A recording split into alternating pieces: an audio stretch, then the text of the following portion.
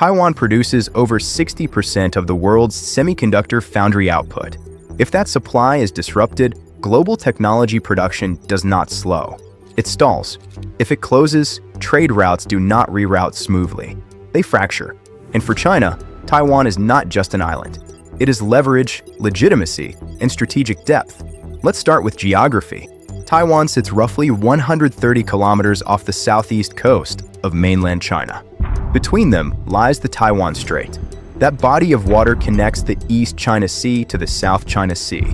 It is one of the most commercially active maritime corridors in the world.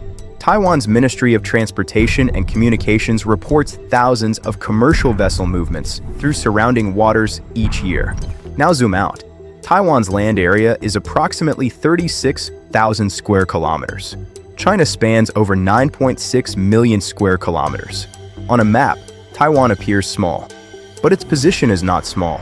It sits along what military planners call the first island chain. That chain stretches from Japan through Taiwan and down toward the Philippines. For China, that chain represents a strategic barrier.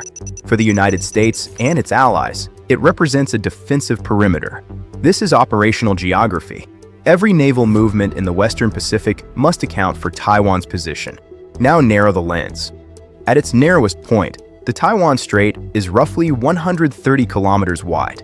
That is close enough for missile systems on either side to cover large portions of the waterway. It is close enough for rapid military escalation in a crisis. But the vulnerability is not only military, it is economic. According to Taiwan's Ministry of Economic Affairs, Taiwan's semiconductor manufacturing company accounted for more than 60% of global foundry revenue in 2022. TSMC produces advanced logic chips used in smartphones, data centers, artificial intelligence systems, and advanced defense technologies.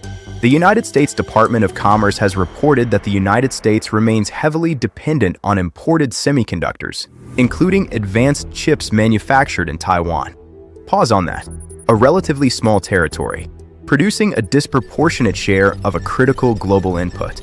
If semiconductor production in Taiwan were disrupted, automotive manufacturing would slow, consumer electronics production would stall, cloud computing infrastructure expansion would be delayed, advanced defense procurement would face supply constraints. Modern economies depend on semiconductors the way industrial economies once depended on steel. This is compression, concentrated production in a narrow geography. And compression creates vulnerability, not just for Taiwan, for the global economy. Now shift from vulnerability to leverage. Geography alone does not create power. Control does. From Beijing's perspective, Taiwan intersects with three core priorities.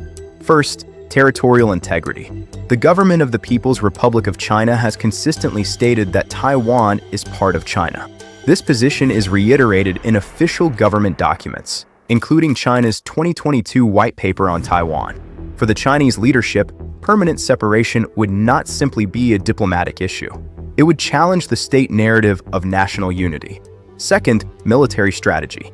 Taiwan's location affects China's naval posture. If Taiwan were fully aligned with external military forces, China's eastern coastline would face sustained strategic pressure. Major industrial and financial centers, including Shanghai, lie along that coast. Control or influence over Taiwan reduces perceived encirclement. It shifts potential adversarial military presence further from China's core economic zone. According to China's Ministry of National Defense, the 2023 defense budget was approximately 1.55 trillion yuan. According to the United States Department of Defense, the U.S. defense budget for fiscal year 2023 exceeded $800 billion. China does not match the United States in global force projection, but in a regional theater centered on Taiwan, proximity alters balance. China's logistics lines are shorter. Air and missile systems are already within operational range. Third, economic security. According to China's General Administration of Customs, China was the world's largest trading nation in goods in 2022. A significant portion of China's maritime trade flows through waters near Taiwan.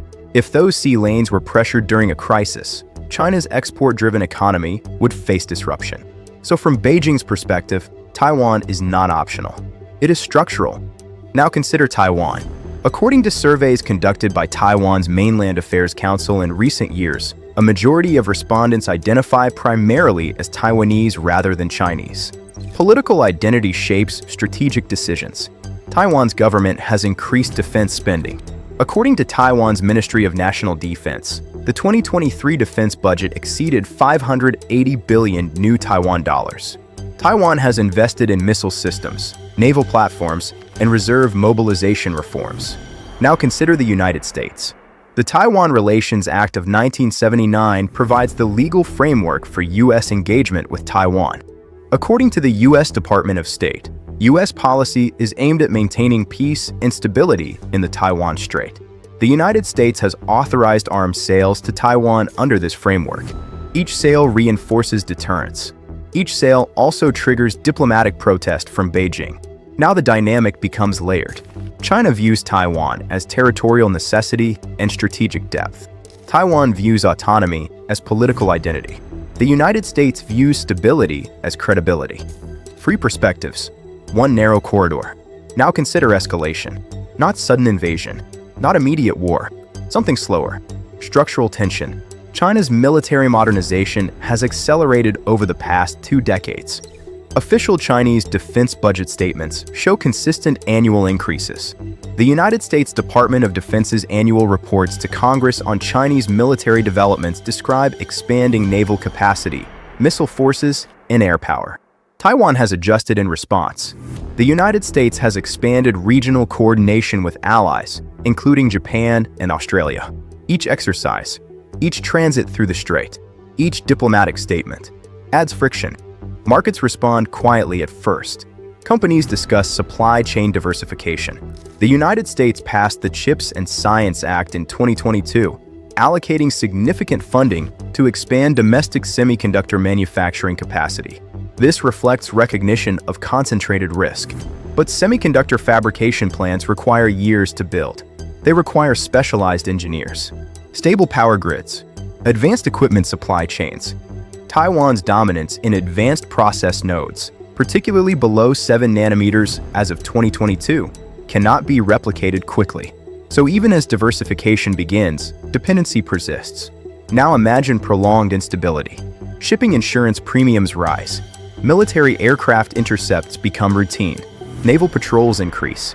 The Taiwan Strait becomes a permanent tension zone. This does not require open conflict. It requires sustained uncertainty.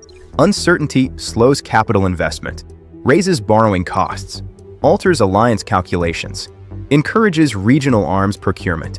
This is escalation through erosion. Now return to the core issue. Taiwan is not simply a political dispute. It is a structural node in 3 systems: global semiconductor production, Western Pacific military balance, Chinese national legitimacy. If China permanently loses influence over Taiwan, it faces strategic pressure along the first island chain. It faces political implications for territorial unity. It faces continued vulnerability along its coastal industrial belt. If Taiwan's semiconductor output is disrupted, the global economy absorbs systemic shock. If the Taiwan Strait becomes unstable, maritime trade routes fragment. So when analysts ask whether China can lose Taiwan, the question is incomplete. The more precise question is what loss would mean. For China, loss is not symbolic. It is strategic. For the global economy, disruption is not regional. It is systemic. Taiwan is not just an island.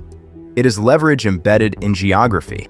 If you were designing global stability from scratch, would you allow so much economic concentration in one politically contested island? Because that is the architecture the world currently relies on. Subscribe for the next strategic breakdown.